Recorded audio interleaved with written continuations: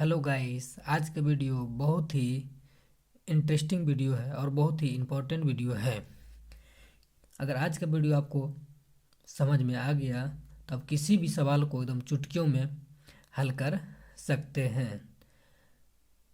आज क्षेत्रमिति का पूरा फार्मूला लेकर आए हैं, इसीलिए वीडियो को अंत तक ज़रूर बने रहिएगा और कमेंट करके बताइएगा कि आपके लिए ये वीडियो कितना हेल्पफुल रहा और कितना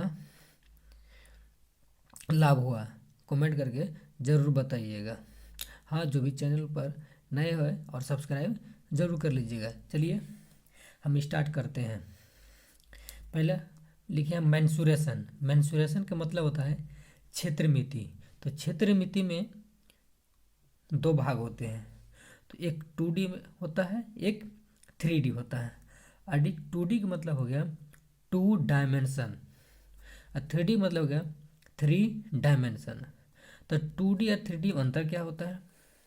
तो 2D में क्या होती है, लंबाई और चौड़ाई होती है, और इस 3D में क्या होता है, लंबाई चौड़ाई और ऊंचाई होती है। यानी कि एक ही पहचान है। अगर 2D में लंबाई और चौड़ाई आ रहा है मतलब वो 2D का है सवाल। अगर लंबाई चौड़ाई अगर ऊंचाई आ रहा है मतलब हो गया वो 3D का सवाल।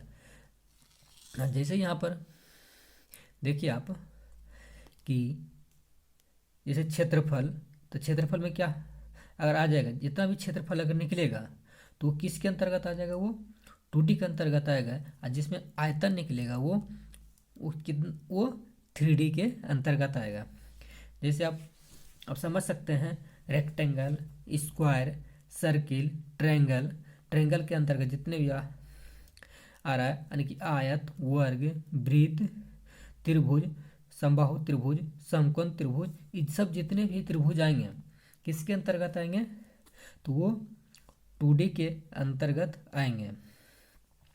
इसके अंतर्गत वॉल्यूम यानी कि आयतन, यानी कि घन जिसको बोलते हैं क्यूब, क्यूबॉइड यानी कि घनाभ, सिलेंडर यानी कि जिसको बोलते हैं बेलन, कोन, शंकु, स्फेयर यानी कि गोला, यानी कि इसके अंतर्गत लंबाई चौड़ाई ऊंचाई वाले आएंगे।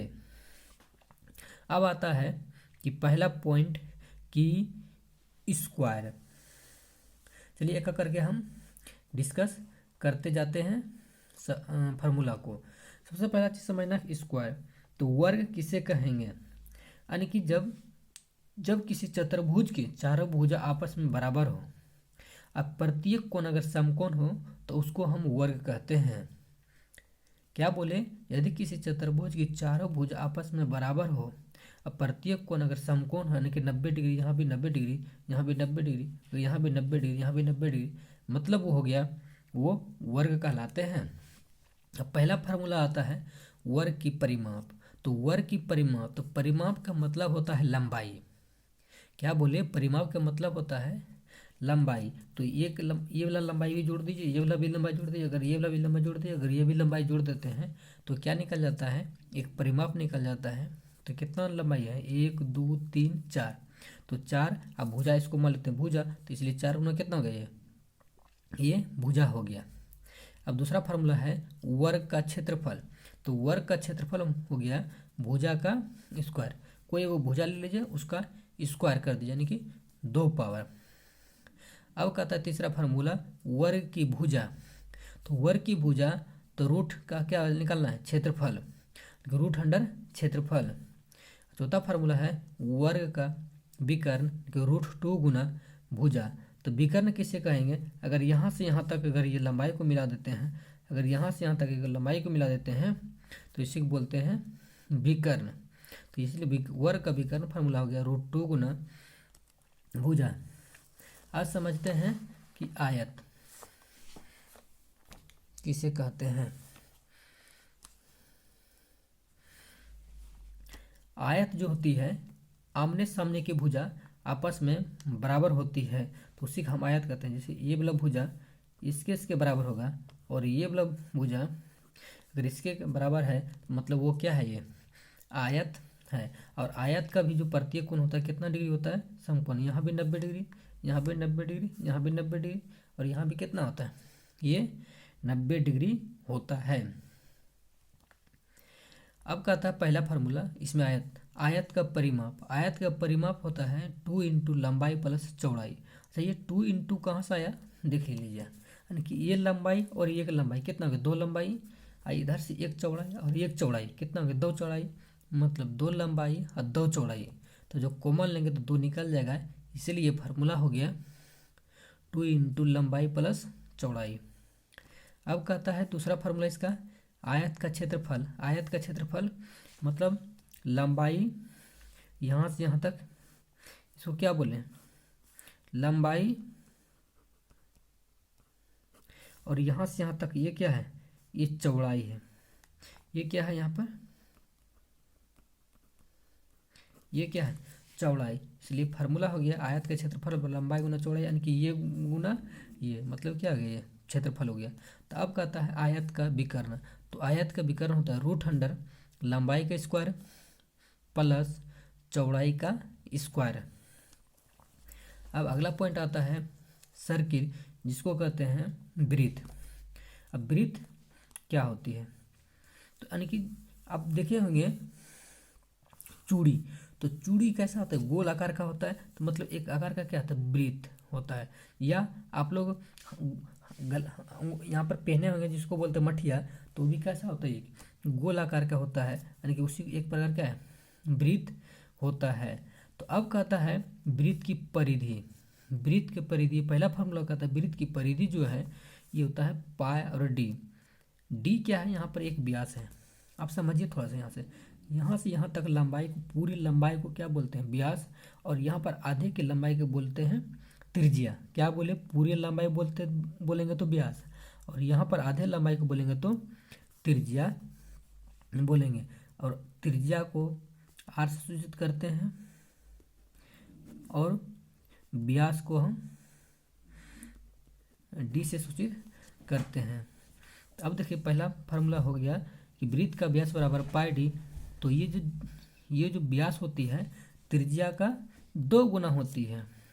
जैसे यहाँ पर ये पूरे हो गया डी, तो यहाँ इतना और इतना, यानी कि 2 बार जब हो जाएगा तो ये कितना हो जाएगा, 2 गुना हो जाएगा। इसलिए वृत्त का परिधि का फार्मूला हो गया 2 पाई आर। और तीसरा फार्मूला होगा वृत्त का व्यास बराबर डी, जिसको बोलते हैं व्यास को डी मतलब डायमीटर, 2 गुना त्रिज्या, यानी कि त्रिज्या को क्या बोले आर, तो इसलिए आर को क्या बोलते हैं रेडियस। इसलिए फार्मूला हो गया कि डी बराबर यहाँ हम 2r भी बोल सकते हैं।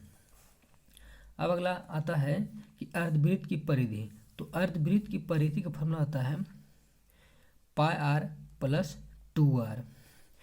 पांचवा फार्मूला आता है वृत्त का क्षेत्रफल होता है पाई आर स्क्वायर, और अर्धवृत्त का क्षेत्रफल इसका आधा कर दीजिए, जब इसका आधा कर दीजिएगा कितना हो जाएगा, हाफ पाई आर स्क्वायर। अब कहता है ट्रायंगल, जिसको बोलते हैं त्रिभुज। सबसे पहले क्या कहता है, 3 भुजाओं से घिरे आखिर, तो क्या बोलते हैं उसको हम त्रिभुज बोलते हैं। और त्रिभुज में क्या होती है, 3 भुजा 3 कोण 3 शीर्ष, जैसे यहाँ से तक लंबाई जो है, यहाँ से यहाँ तक लंबाई, सब लंबाई क्या बोलते हैं भुजा। तो एक भुजा ये हो गया, एक भुजा यहाँ से यहाँ तक एक भुजा हो गया, यहाँ से यहाँ तक की लंबाई क्या हो गया, एक भुजा ये हो गया। मतलब त्रिभुज में कितना भुजा होगा, 3 भुजा हो जाएगा और 3 शीर्ष हो जाएगा। यहाँ एक शीर्ष यहाँ, एक शीर्ष यहाँ, एक शीर्ष यहाँ, तो त्रिभुज में कितना शीर्ष हो जाएगा, ये 3 शीर्ष हो जाएगा। तो त्रिभुज में कितना कोण होता है, 3 कोण, एक कोण यहाँ, एक कोण यहाँ, एक कोण यहाँ, तो त्रिभुज में कितना कोण हो जाएगा, ये 3 कोण हो जाएगा।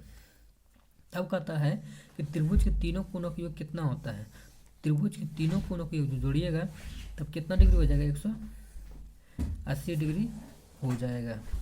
अब कहता है त्रिभुज में 3 भुजा 3 कोण 3 शीर्ष होते हैं। तो अब कहता है त्रिभुज का क्षेत्रफल का फार्मूला, तो त्रिभुज का क्षेत्रफल फार्मूला हो गया 1/2, ये हो गया नीचे वाला ये साइड के आधार गुना यहाँ से यहाँ तक ऊंचाई, तो 1/2 आधार गुना ऊंचाई हो गया। अब कहता है अगला त्रिभुज इक्विलेटरल ट्रायंगल, यानी कि समबाहु। बाहु मतलब कितना, भुजा, और सम मतलब बराबर, यानी कि जिसकी सभी भुजा आपस में बराबर हो उसको समबाहु त्रिभुज कहते हैं।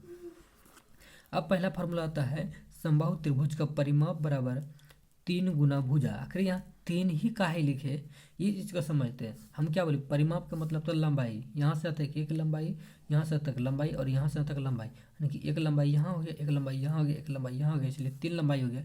इसलिए अब इसको यहाँ से यहाँ तक बोलते हैं भुजा, इसलिए 3 गुना क्या हो गया, भुजा हो गया। अब कहता है समबाहु त्रिभुज का क्षेत्रफल। तो समबाहु त्रिभुज का क्षेत्रफल फॉर्मूला तो √3/4 गुना भुजा का स्क्वायर। तीसरा फॉर्मूला कहता है समबाहु त्रिभुज का शीर्ष लंब √3/2 गुना भुजा, √3/2 गुना भुजा। अगला चौथा फॉर्मूला कहता है परिवृत्त की त्रिज्या, तो a/√3, ये जो इसको बोलते हैं क्या यहाँ पे, भुजा बटे √3। परि मतलब क्या होता है, इसके बाहर का एगो यहाँ पर कोई केंद्र मान लेना, केंद्र बना के कोई यहाँ एक वृत्त बना लेंगे, तो उससे जो वृत्त बनेगा उससे बोलते हैं परिवृत्त। यहाँ पर त्रिज्या निकालेंगे तो क्या निकाले, परिवृत्त की त्रिज्या बराबर 1/√3। ये हो गया समबाहु त्रिभुज। अब कहता है आइसोसेलेस ट्रायंगल। तो चलिए इसमें कहता है आइसोसेलेस ट्रायंगल मतलब समद्विबाहु। सम मतलब बराबर, द्वि मतलब दो, बाहु मतलब भुज, यानी कि जिसकी दो भुजा बराबर हो उसको बोलते हैं समद्विबाहु त्रिभुज। यहाँ पर देखिए, यहाँ से यहाँ भुजा और ये वाला भुजा, ये दोनों आपस में भुजा की जो लंबाई है ये क्या है, आपस में बराबर है। अगर ये यहाँ से यहाँ तक 5 होता तो ये भी 5 होता, अगर यहाँ ए होता तो यहाँ ए होता, अगर यहाँ से यहाँ तक बी है तो मतलब यहाँ से यहाँ तक कितना है, बी है, मतलब दो भुजा बराबर। और एक भुजा क्या होगा, असमान होगा, बराबर नहीं होगा। तो अब कहता है समद्विबाहु त्रिभुज का परिमाप। परिमाप का मतलब क्या बोले, लंबाई, यहाँ से यहाँ तक लंबाई और ये वाला लंबाई कितना होगा, बी और बी कितना होगा, 2b आ जाता। इसलिए यहाँ कितना, समबाहु त्रिभुज का परिमाप, यहाँ से यहाँ तक लंबाई जोड़ लीजिए, ये कितना हो जाएगा, तो 2a प्लस कितना होगा b। अब कहता है समबाहु त्रिभुज का क्षेत्रफल। तो समबाहु त्रिभुज का क्षेत्रफल हो गया 1/2 आधार गुना ऊंचाई। तो अब कहता है समबाहु त्रिभुज का क्षेत्रफल, ये भी फार्मूला होता है, एक अगला फार्मूला होता है a/4 गुना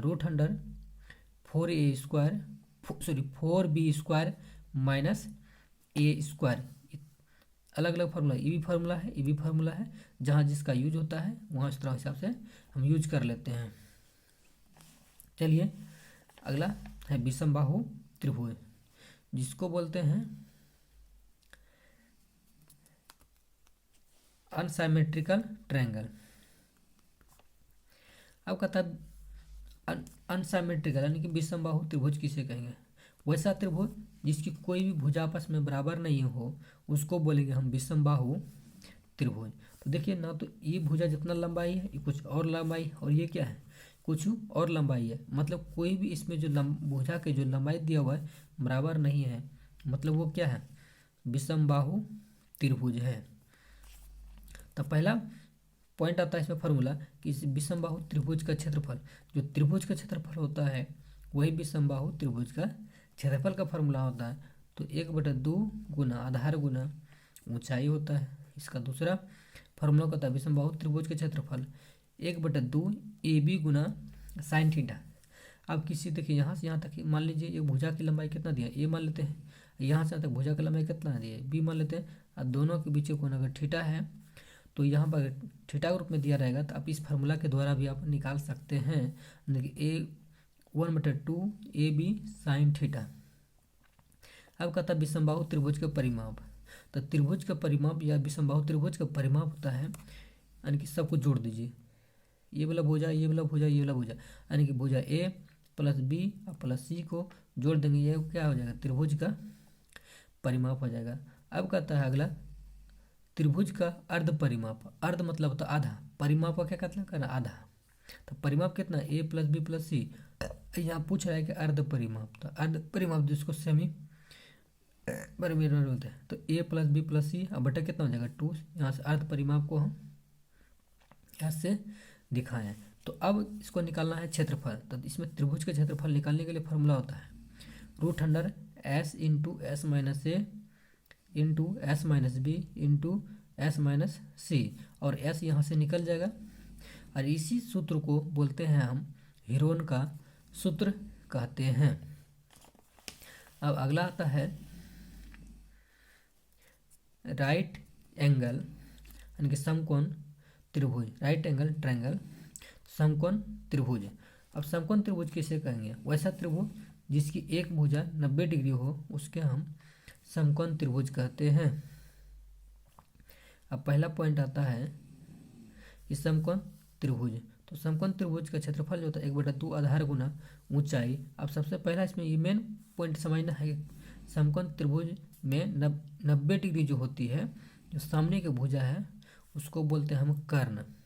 और यहाँ पर अगर थीटा मान लेंगे हम, मान लेते हैं यहाँ अगर थीटा है तो ये हो जाएगा लंब, और जो बच जाएगा शीर्ष पर क्या बोलते हैं इसको हम आधार बोल देते हैं। तो इसलिए कर्ण बराबर कर्ण स्क्वायर बराबर हो जाएगा लंब स्क्वायर जोड़ आधार स्क्वायर। इसको हम पाइथागोरस त्रिक फार्मूला भी पढ़ते हैं।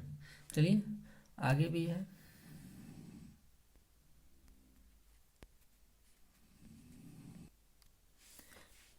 अब कहता है क्यूब।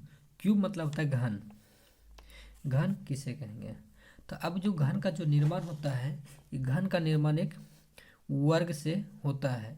वर्ग से ही क्या होता है? एक घन का निर्माण होता है। घन का किसे कहेंगे? कि लंबाई चौड़ाई और ऊंचाई अगर तीनों बराबर है तो उसको हम घन बोलेंगे। तो पहला फार्मूला आता है घन का संपूर्ण पृष्ठ क्षेत्रफल, तो 6a² यानी कि यहाँ पर a जो है ये को हम भुजा बोल सकते हैं या किनारा बोल सकते हैं। कहीं कहीं एल भी लिखा रहेगा या कहीं ए लिखा रहता है। यहाँ पर समझना है कि ये भुजा या किनारा होती है। तब इसका दूसरा फार्मूला आता है घन का पार्श्व पृष्ठ क्षेत्रफल। अगर पार्श्व पृष्ठ क्षेत्रफल बोलेगा तो 4a² होती है। और घन का विकर्ण बोलेगा तो घन का विकर्ण के लंबाई स्क्वायर प्लस चौड़ाई स्क्वायर ऊंचाई स्क्वायर तीनों तो बराबर है, तो इसलिए यहाँ a² प्लस a² हो जाएगा। एक एक एक 3 गो है तो जोड़ेंगे कितना हो जाएगा 3a²। अब देखिए यहाँ 3 हो गया, 3 का तो वर्गमूल निकलेगा नहीं, तो यहाँ कितना √3 हो गया, और a² का वर्गमूल कितना हो जाएगा a, तो इसलिए फार्मूला हो गया घन का विकर्ण बराबर √3a हो जाएगा। और ये क्या है? यहाँ पर भुजा या किनारा है। तो चौथा बच का फार्मूला कहता है घन का आयतन बराबर किनारा का क्यू, या जिसको कोई बोल सकता है भुजा का भी क्यू, इसलिए हम यहाँ लिख दें ए का क्यू, जहाँ ए क्या है? भुजा या किनारा है। अब कहता है क्यूबाइड का फार्मूला।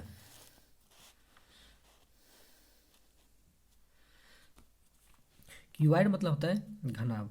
घनाभ का जो निर्माण होता है ये आयत से बनता है। अब क्या होती है? लंबाई भी अलग होता है, कुछ चौड़ाई भी क्या है अलग, और ऊंचाई भी क्या है कुछ अलग है। अब कहता है घनाभ का आयतन। तो घनाभ का आयतन होता है L गुना B गुना H। मतलब L का मतलब हो गया यहाँ पे लंबाई, B का मतलब हो गया चौड़ाई, और H का मतलब क्या हो गया? ऊंचाई हो गया। तो घनाभ का आयतन LBH हो गया। तो दूसरा फार्मूला कहता है इसका घनाभ का संपूर्ण पृष्ठ क्षेत्रफल 2 × LB plus BH plus LH। इसका तीसरा फार्मूला कहता है घनाभ का विकर्ण। तो विकर्ण होता है √L² plus B² plus H²। मतलब रूट के अंदर लंबाई का स्क्वायर, ये बी क्या है? बेर्थ मतलब चौड़ाई का स्क्वायर, एच मतलब हाइट मतलब क्या? ऊंचाई का स्क्वायर। और चौथा इसका फार्मूला होता है घनाभ का वक्र पृष्ठ क्षेत्रफल 2 × L plus B × H। 2 × L plus B यानी कि लंबाई प्लस चौड़ाई गुना ऊंचाई। तो इसमें ही अगला ही आ जाता फार्मूला पांचवा, कमरे के चारों दीवारी का क्षेत्रफल। अगर कमरे के चारों दीवारी का क्षेत्रफल फार्मूला बोलेगा 2 × लंबाई प्लस चौड़ाई गुना ऊंचाई, 2 × L प्लस B × H हो जाएगा। अब यहाँ क्वेश्चन आ जाता है कि छत का या फर्श का क्षेत्रफल क्या होता है? तो लंबाई गुना चौड़ाई क्या होता है? फर्श या छत का क्षेत्रफल होता है। अब अगला फार्मूला आता है सिलिंडर, जिसको बोलते हैं बेलन। अब बेलन से अब परिचित होंगे। अब बेलन क्या होता है? घर का जो देखते हैं ना बेलन, जिस पर हम रोटी का आटा बनाते हैं, तो इस किस आकार का होता है? एक बेलन का आकार का होता है। तो वो क्या है? एक प्रकार का बेलन है। या घर का जो ड्राम देखे होंगे इस पर अनाज रखा जाता है, वो भी क्या एक प्रकार का बेलन के आकार का है।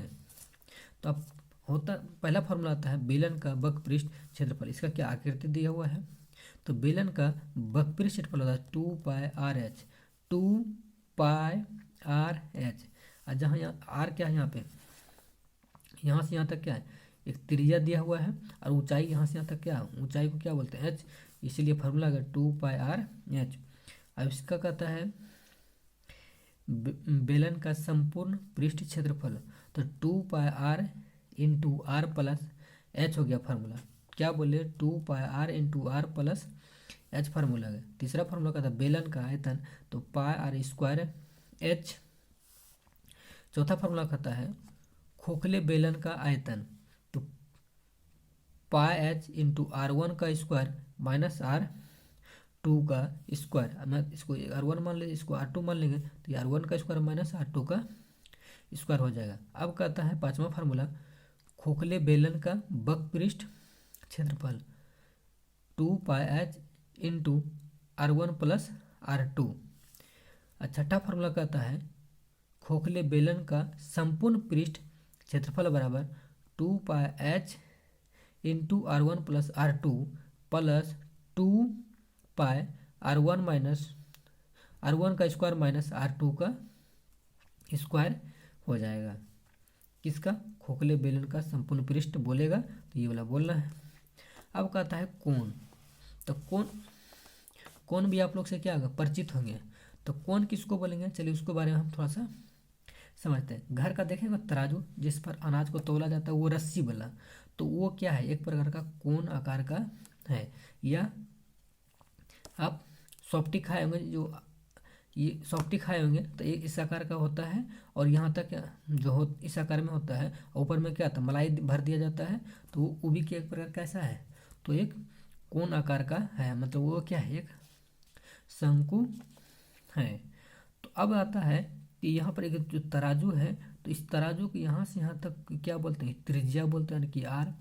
यहाँ से यहाँ तक रस्सी को जो वहाँ पर जो ऐसे बना हुआ रस्सी रहती है, तो उसे क्या बोलते हैं, ऊंचाई मान के एच। और जो एक तिरछी से जो रस्सी होती है उसको बोलते हैं एल, मतलब वो क्या है, तिर्यक ऊंचाई है। अब यहाँ हो गया आर, ये हो गया एच, यहाँ एल। तब यहाँ क्वेश्चन आता है तिर्यक ऊंचाई कैसे निकलता है, यानी कि एल कैसे निकलता है, तो रूट अंडर ऊंचाई का स्क्वायर और प्लस त्रिज्या का स्क्वायर, इसलिए तिर्यक ऊंचाई को एल से दिखाते हैं, तो एल बराबर root under H square plus R square हो गया। तो अब इसका दूसरा फॉर्मूला आता है कि शंकु का वक्रपृष्ठ क्षेत्रफल, तो शंकु का वक्रपृष्ठ क्षेत्रफल हो गया πr/l हो गया। इसका तीसरा फार्मूला हो गया शंकु का संपूर्ण पृष्ठ क्षेत्रफल बराबर πr×r+l।